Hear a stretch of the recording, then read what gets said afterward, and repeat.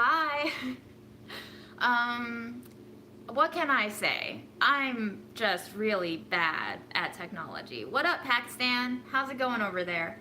I think this image quality looks a lot better. So, for those of you who have made it back to me, welcome back. Um, maybe maybe this month I'll switch over to FiOS. I don't know anymore. I've been very lazy. I've been feeling pretty sick and burnt out, but maybe this month I'll get my shit together and switch over to FiOS. But yeah, okay. Let's bake some sweet potato.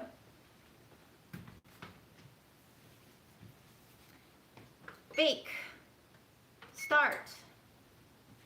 I have the sweet potatoes soaking here, so I just have to rinse them out.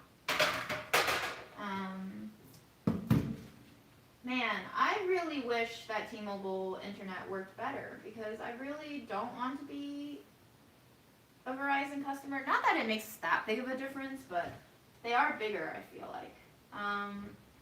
Let me pop out chat and close out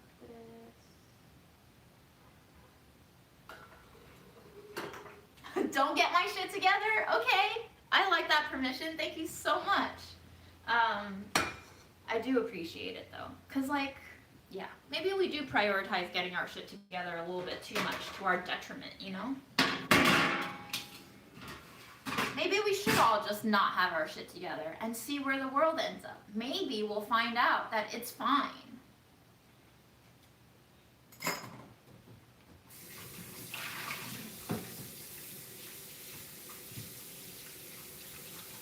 And I think it's very okay to be messy, you know?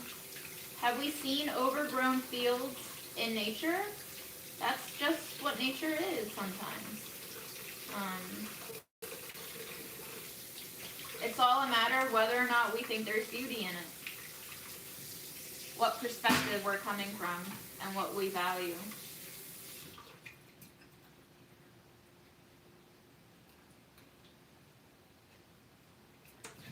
Okay, I would also just like for us to imagine like what kind of world we would live in if we didn't have internet.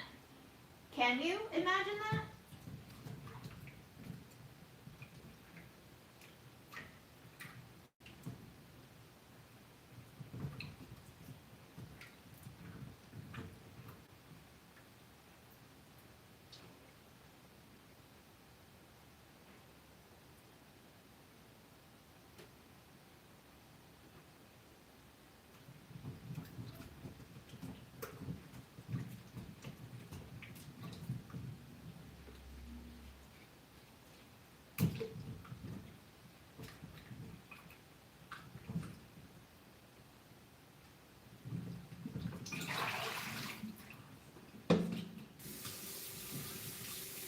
I don't think I would know how to navigate anywhere if I didn't have internet. Like not having Google Maps on my phone, not having constant different apps to text my friends on. Yeah, I don't know. I don't know about that world.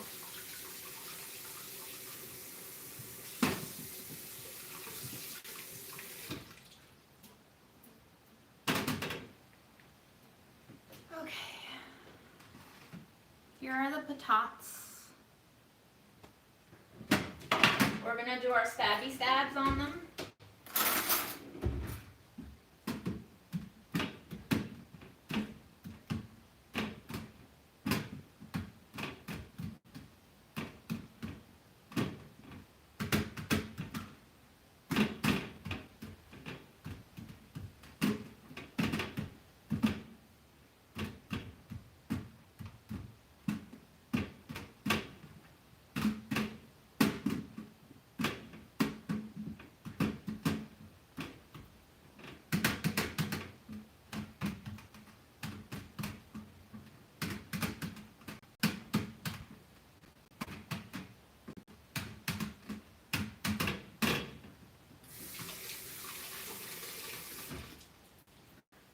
What up, CRT Films?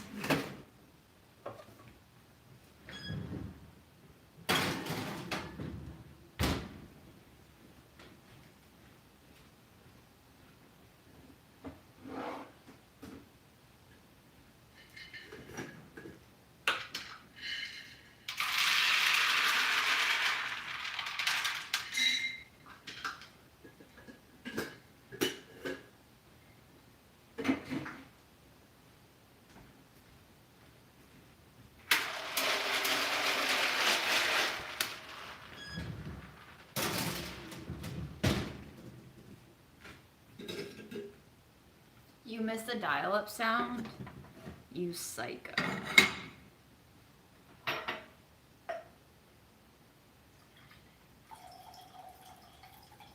I remember paper maps. Yeah. Strange. Is this chrysanthemum tea? It's cold now. I'm just gonna microwave it so that it gets warm.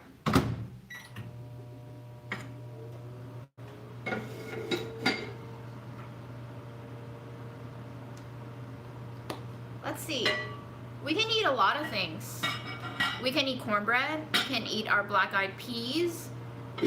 We should probably eat all of them, actually, because they shouldn't stay that long in my fridge. We can have carrots. We can have cake. Although I ate a lot of cake yesterday, so maybe a little bit less cake today. Let's do some kale. Let's do some black-eyed peas. Maybe no carrots for now. Maybe a dollop of yogurt.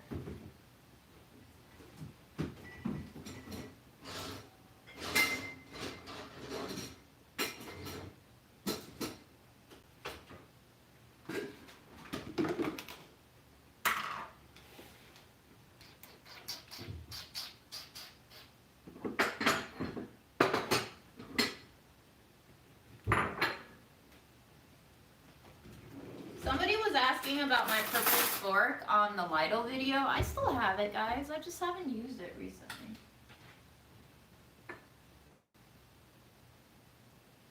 This is our roasted kale. It's pretty delicious. Very well seasoned.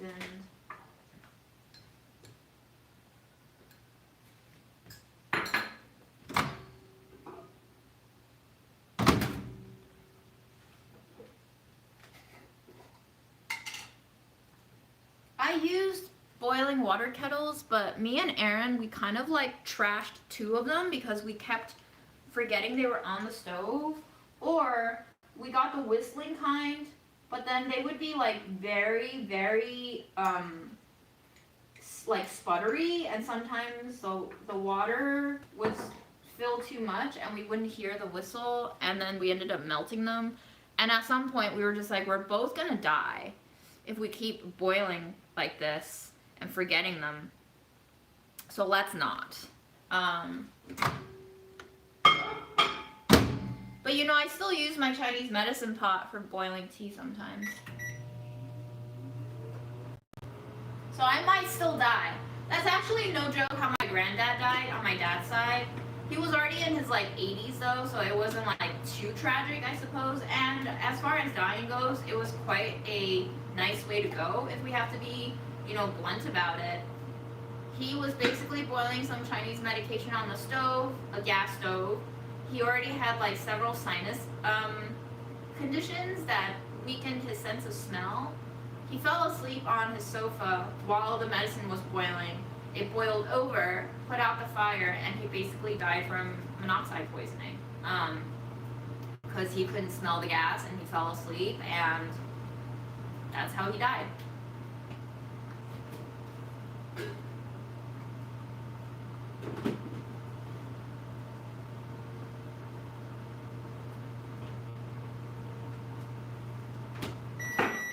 I think maybe tomorrow or Friday we'll bake another cake. I mean, I didn't really know that granddad. I wasn't very close to him. But thank you for your condolences. He's been dead since I was in middle school, so it's been like 2 decades. More, actually. He actually died around like 2000 or 2001. Because I was still in 8th grade or so. So yeah, it's been 2 decades since he's been gone.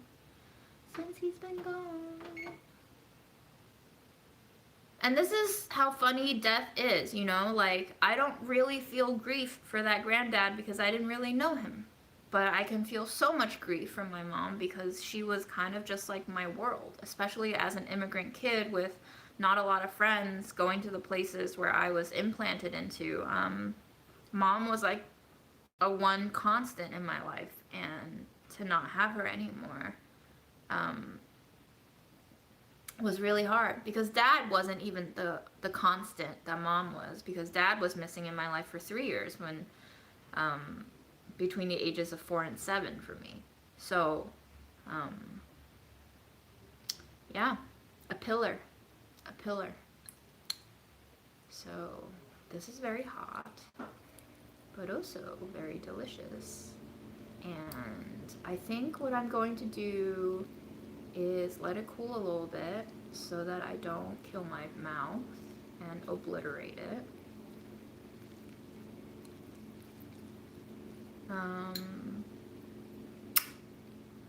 You know, like, I sometimes think about the ways that I could die. I feel like it's likely that I'm going to die from a disease, like a noticeable one where I can experience the decline within 2 to 4 years, if that. I feel like given my health conditions, my immune system as a kid, it's just very realistic that either my, IgA nephropathy is going to return someday and I'll have renal failure, or I'll have some kind of cancer, because cancers are on the rise. I joke about getting cancer a lot, but I think in all jokes there is always a drop or a splash of truth, and I think it's almost like unavoidable to get some sort of environmentally affected cancer. Lung disease runs in my family, both on my dad's side and my mom's side, so it's possible. So, I don't think I'm like jinxing myself by thinking about this. I just think it's kind of necessary for me to prepare myself mentally. I don't know, is that a sick thing to do? I think some people think it's a sick thing to do, but for me it's just like, it's an option in the list of things I could be thinking about today.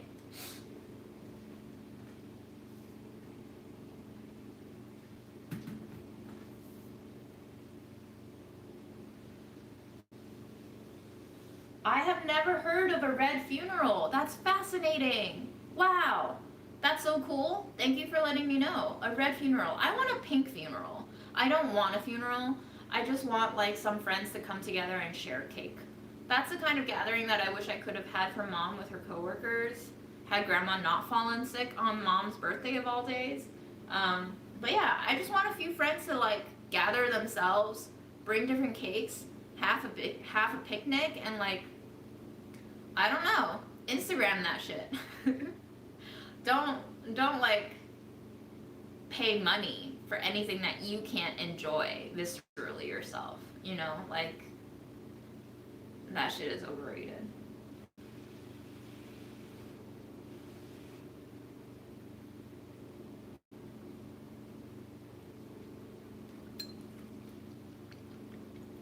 This is pretty good. It's a little salty because the roasted kale was salty and the beans are salty.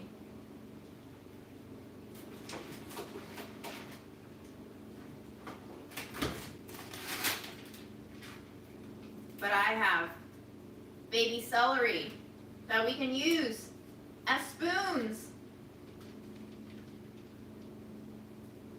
The celery spoons return.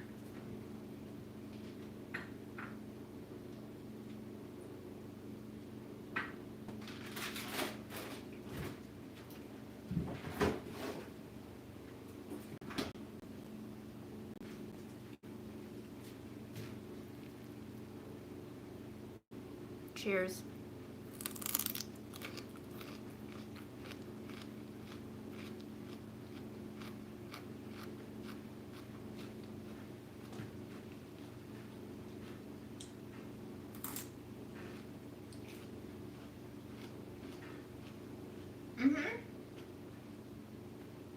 Lando says, I feel like facing it at least makes us less scared about it, or at least less apprehensive about death, and that's exactly how I feel. If I can chat about friends about how I want my funeral to be, like, that is bringing joy to something that our society has made into tradition to consider an absolutely, totally gloomy, morbid thing.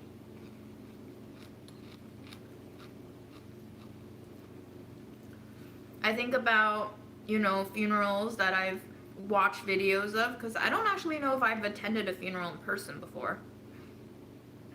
And like the most joyful parts are remembering all the good times, all the bad times, and just like remembering them and being there with them, even if they're not physically there anymore.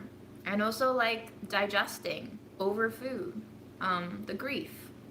I think that's a natural process, and I think that could be a wonderful process if we took the taboo away from it, if we took the bureaucracy away from it, if we took the financial constraints away from it. All of these like plan for your end of life mailings and agencies and industries selling you cemetery plots. There's so much money to be made out of death. And that brings so much pressure and stress onto an already devastating thing that we've framed as such. So we just pay other people to deal with it because we feel like there's this compulsion to have to do it one way, and that's the only right way to honor the dead.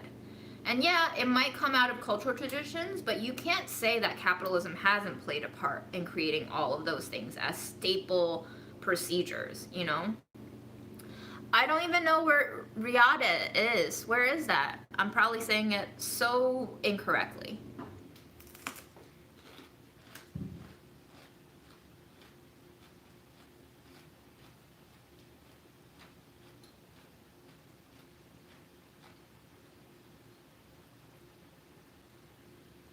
Same. I also don't want to be a starving ghost, which is why every night when I say, do I really need that bite of food? I also say to myself, but if I don't wake up, will I be very sad that I didn't eat that cheesecake? And the answer is always yes.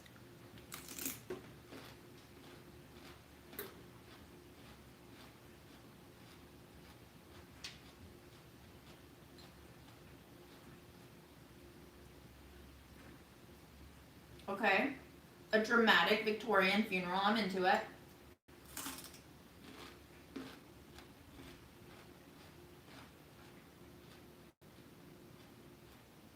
Not sure if early Fall Out Boy is like very Victorian, but I get it. I accept it. Okay. It's fun. I like it. It's a novel. I don't think I've seen it, but yes, please.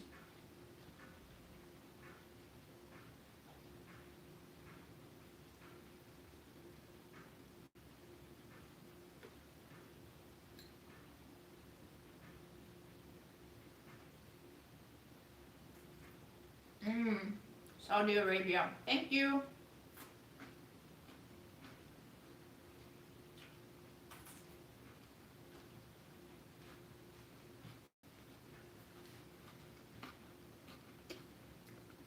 Truer words have never been said. Capitalism has no limits to what it can exploit. You know what capitalism is? I think what capitalism has made all of us, or is at least attempting to continue to make all of us, is no face. From Spirited Away. That's what capitalism feels like to me. It just tells you to keep swallowing things so that you can find you in them. But all you can find is more and more discontent and more regret. And you leave in your trail horror, terror, screams, and very sad dead people. Sorry for the spoiler alert.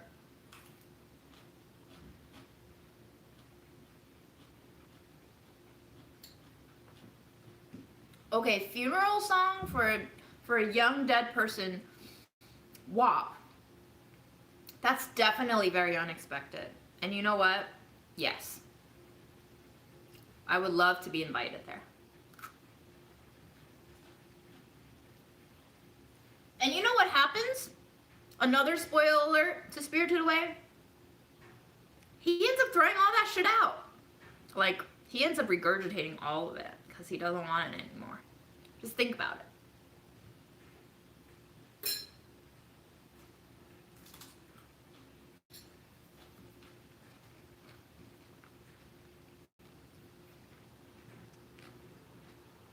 We are cogs for a machine that doesn't know what it wants. We are made in the image of our God. Our God is capitalism now. The sad thing about our God is that our God is empty. Our God just wants to be big and all-encompassing, but it's empty at its core.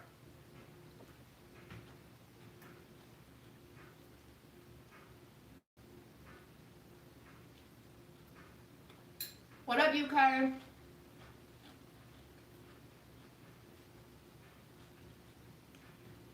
Yep. Vet system, human healthcare, they're all atrocious. They're all trying to make you suffer more on top of what you're already suffering biologically. Makes you suffer financially, which is tied to psychological suffering. It's just bad all around. The healthcare system solves your physical ailments by sucking on your mental energy. And that's why even when I had health insurance with steep copays, I avoided going to the doctor.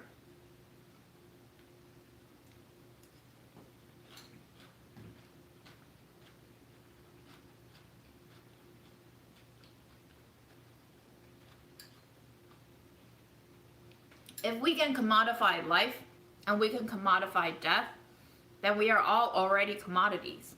And if the system is forcing us to become commodities, then there is no escape. So then we simply have to decide if we want to be commodities or not. And I'm not saying to go kill yourself, but you might have to make some choices that seem counterintuitive in this current system of persistent commodification.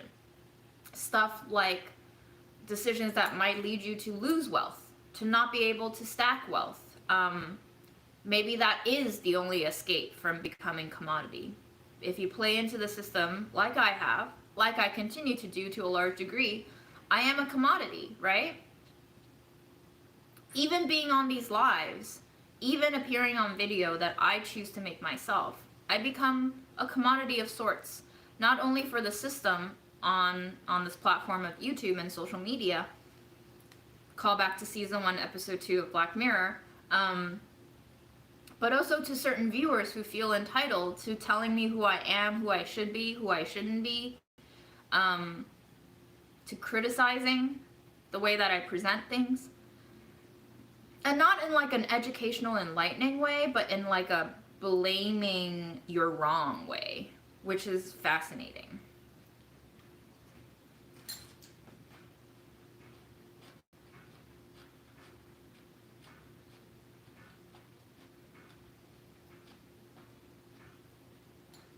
Lando, do you want to say more about that? You said it's not only that, but it's what your commodity is worth to those that create capital for the shareholders. Like, who are the shareholders, though? Are we all the shareholders?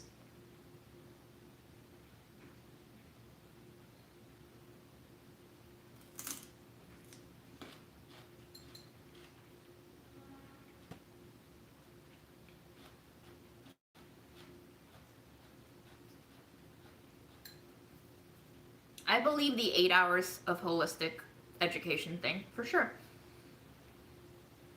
It's the same thing that they do in cop training, too. They give them so little training and expect them to do so much. Black eyed peas, roasted kale with raw celery sticks to tame the saltiness.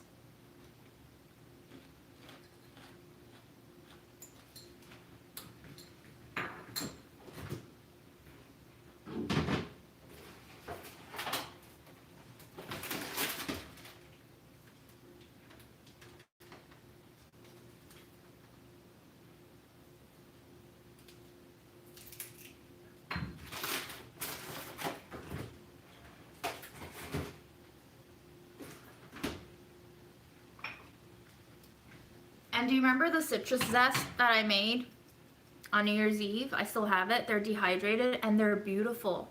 If you ever wanted like a pretty green or yellow or orange garnish, zest your lemon, lime, whatever, and then wait for it to just dry. And then it turns crunchy and you can mix it with sugar or just top anything with it. And then it adds like a little burst of citrus flavors. All right, going back to your comments.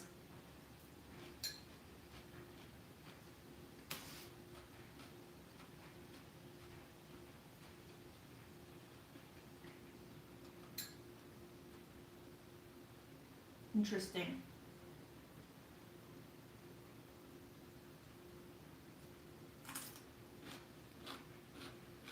What up, Brenda?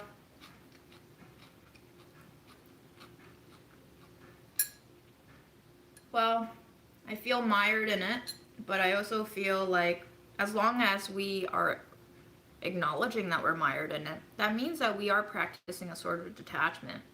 And we kind of just have to persist in that detachment. Like I have been persisting in detachment from my own disordered eating and body image issues. And it's been like 2 decades, y'all.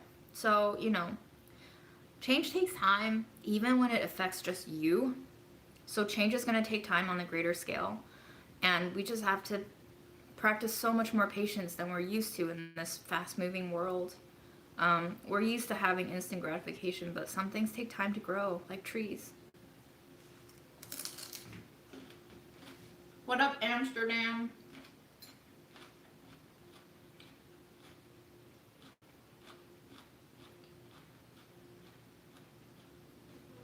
The leafy part of celery is like parsley-esque. It's very strong and potent and herby in flavor. Absolutely delicious in soups and stir fries. If you like a little bit more of a strong fennelly anise punch, the leaves can be eaten raw in a salad for sure.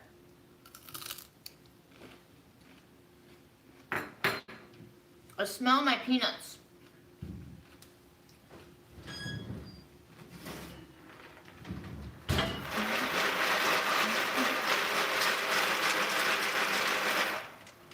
They smell good.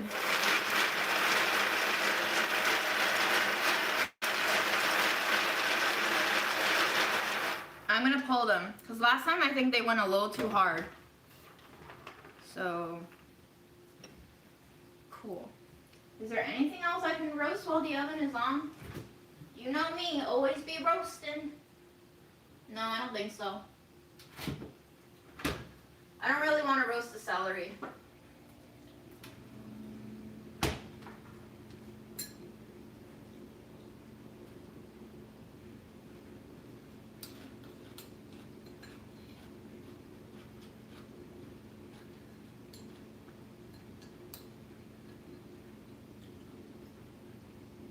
Hi, Norway. I'm sorry to hear about your dad. I don't know what else to say. We were just talking about parental losses earlier, but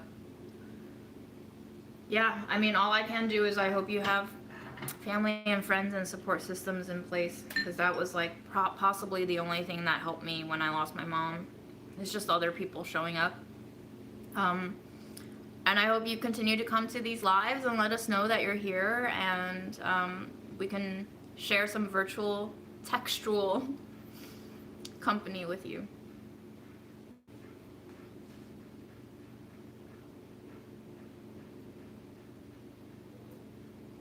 Ooh, Doc, I'm very excited for you. I love the Tudor porchetta. I currently love the smoking garlic, and I'm excited to see what mystery spice you get. There are some good things in there.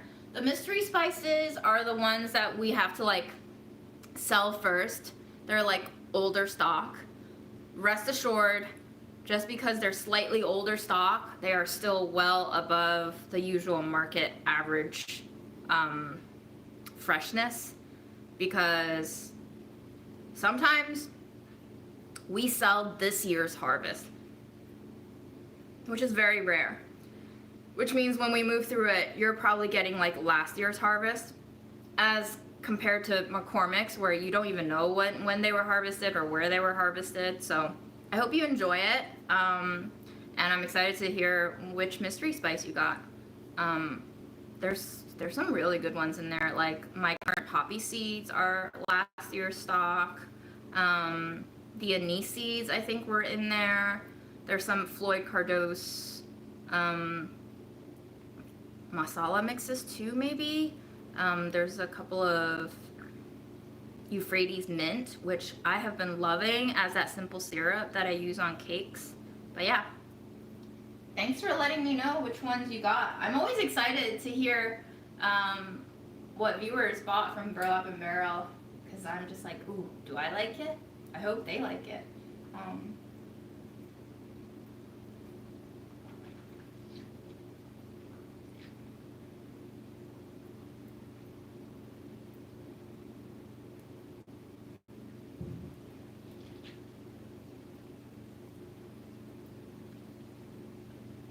What up, South Africa? And may the roasted peanut smell cleanse my soul. Abso-fucking-lutely. The roasted peanut smell, I don't know if it cleanses my soul, but it grounds my soul. It brings it back down into my stomach center. It makes me salivate. It makes me think about peanut butter and all the peanut cookies and the peanut crunch and the flakes of the skin, the crispy wispiness as they break underneath the pressures of my mouth. I think about the warm mush as I chew through it.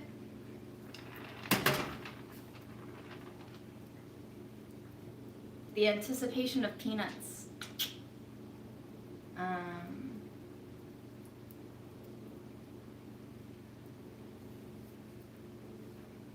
Yes, Lando, I agree. Lando says, I will only be as valuable to the machine as long as I can help provide value to the machine, which is a horrid way of thinking, is the brutalism behind capitalism.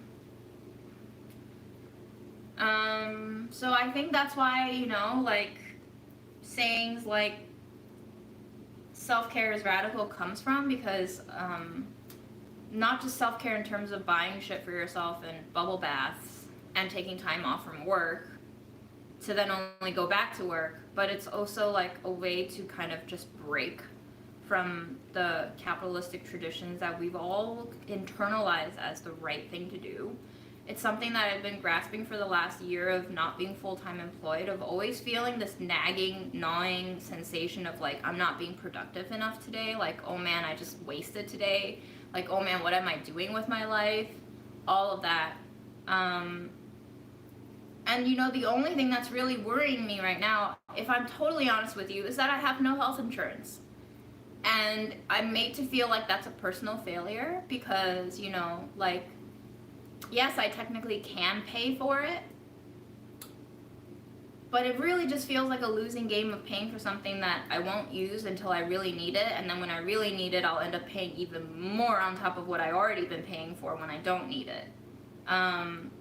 And that just shows me that, like, if the only thing that's making me not happy right now, actively not feeling secure in my life, is the lack of health insurance, and realizing that, you know, our government could be providing this to us from the tax money that we pay, up to 38% sometimes for me, both state, federal, local taxes off of my income, meaning if I made 45K, like, sometimes I only have 30K take home, if that. Mind-boggling, right? And on top of that, $15,000 of taxes out of a $45,000 income, I have to then pay $600 a month for health insurance, which averages out to like $6,000 a year, and that's not including co-pays. It's just like, damn. And then you live in New York City, where rent is definitely over $1,000, even if you have roommates. So $45,000 minus $15,000 in taxes minus $6,000 in insurance is $24,000 minus probably like another $15,000 if I'm lucky in rent, leaves me with $9,000 to spend, if that. And we're supposed to be saving for our retirement? Like, huh?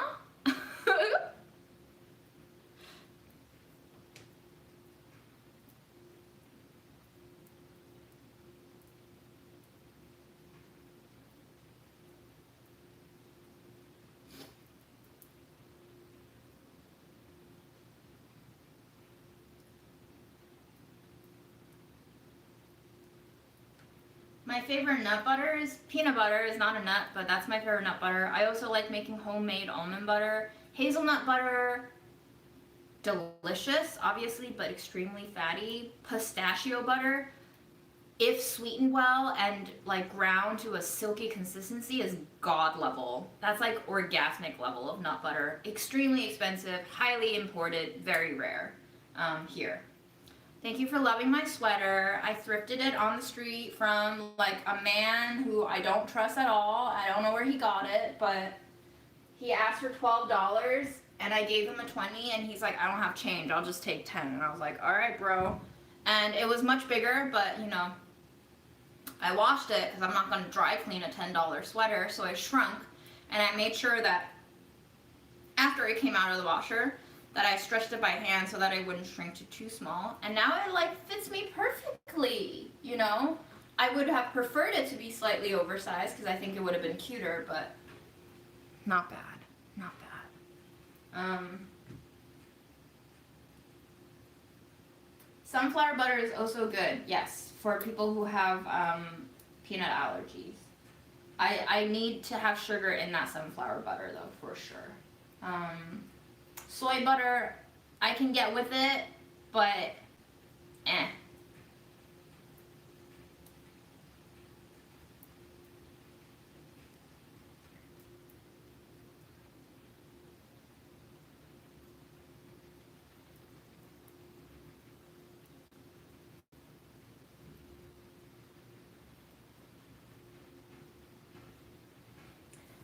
Please don't stop with the socialist manifestos. Again, one favorite word that I learned from my year in farm school is polyvocality. And I do feel like our chat right now is literally polyvocality, meaning many voices, multiple voices.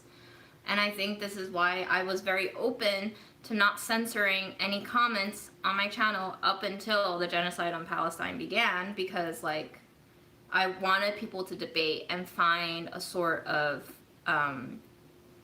evolution communally together through that. But when people are just coming in and talking in bad faith and rejecting facts, at a certain point we have to draw lines for our sake. But yep, let's see how the sweet potatoes are doing. I don't have a lot of cooking today. Oh, they're so not cooked. They're so not cooked. I don't have a lot of cooking today because I have no raw materials and I still have so much cake to get through before I can bake more. But I can show you a cornbread and eat it. So I baked this on New Year's Eve, and today is the 3rd, which means this is on day 4 of sitting at room temperature. And I just want to show you how delectable this cornbread is, okay? Structure is maybe one of the most proud cornbreads I've made. And it's like golden where it touched the pan and nice and sheen on top, minus the crumbs from yesterday's piece that I just gnawed on because I'm a savage. And I want to show you the break to show you that it's cohesive. And it doesn't crumble until you want it to. Again, this is day 4 at room temperature. So, if I could have a smidge more butter on top, it would be more delectable, but the pear puree in here, I think is the magic ingredient that's keeping it so moist.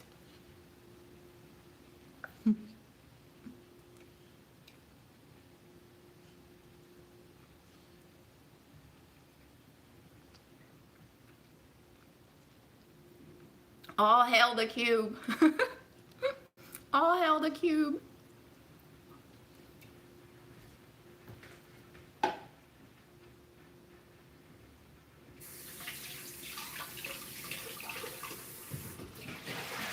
And you don't need very much. I think I just added like a 1/4 cup, you know. If you don't want an intense pear flavor, don't cook it down too much, so that you're just adding more moisture.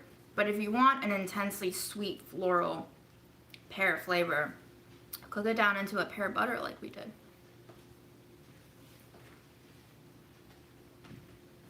This cornbread is like one of those Japanese bento boxes that self-heats. Because what happens is once you put it in your mouth and you let your saliva and tongue kind of like caress it and massage it, it is a very sexual experience. It floods the buttery taste out of all the little crumbs and nooks and crannies. There is no snow in New York City. It's been raining for days. We finally had sunny days today and yesterday. The temperature has dropped. We're now in the 20s, so below 0 Celsius now. But still no snow. I don't know if we're gonna get snow this year.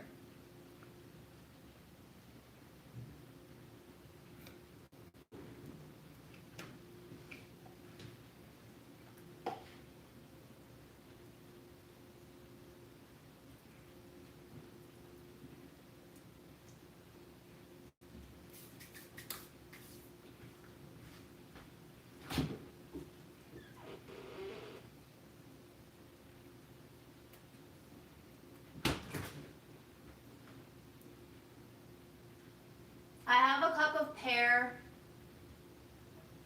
butter. Oh, and I froze some of the pears that I boiled whole so that when I make smoothies, I can chuck a few of those in there instead of ice cubes. And I think that's also going to add to like a smoothie or consistency.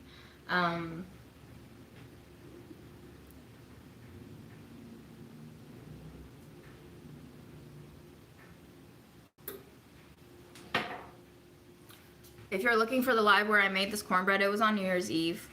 There's a sweater hair in here now. Yeah, this was whole wheat flour and cornmeal and a little bit of butter and some yogurt and some pear puree.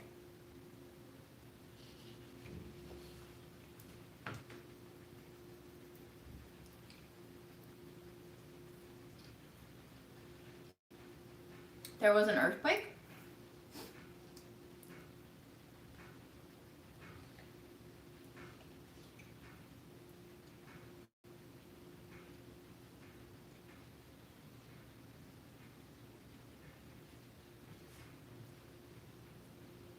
So what's the difference between polenta and grits?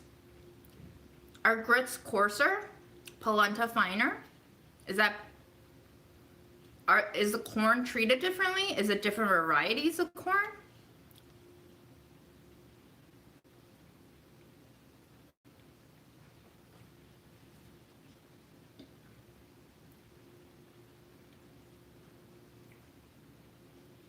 I did not know there was an earthquake in my... Where? When? How?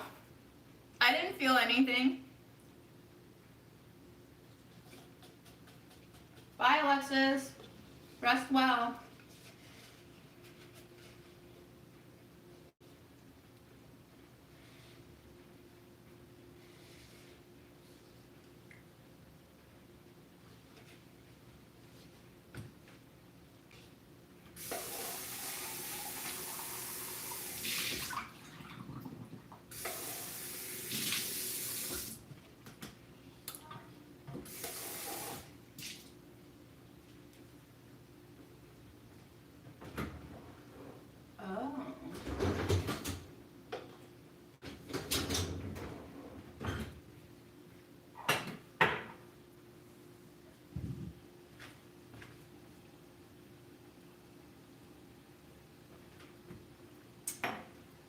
I'm gonna have to Google this earthquake thing.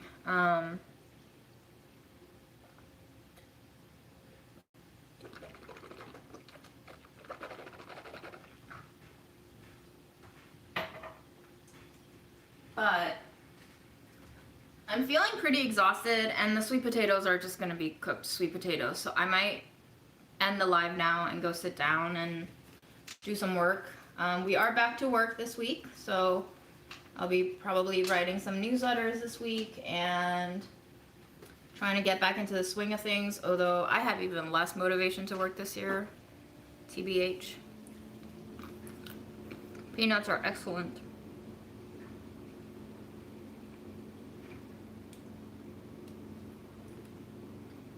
This is your first live? Welcome to your first live.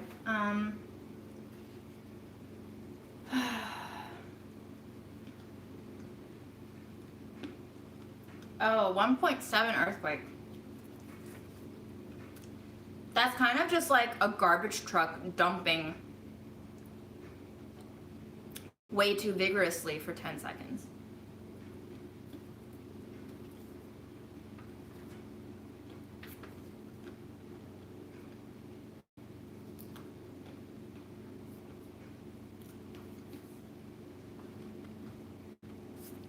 Happy Wednesday, y'all. Take care of yourself. Stay away from earthquakes. Although you can't because you live on this earth that we're destroying, haha. And yeah, I found out that I'm a Libra moon, Libra sun, Capricorn rising. So do with that information what you will. I'll see you next time. Bye.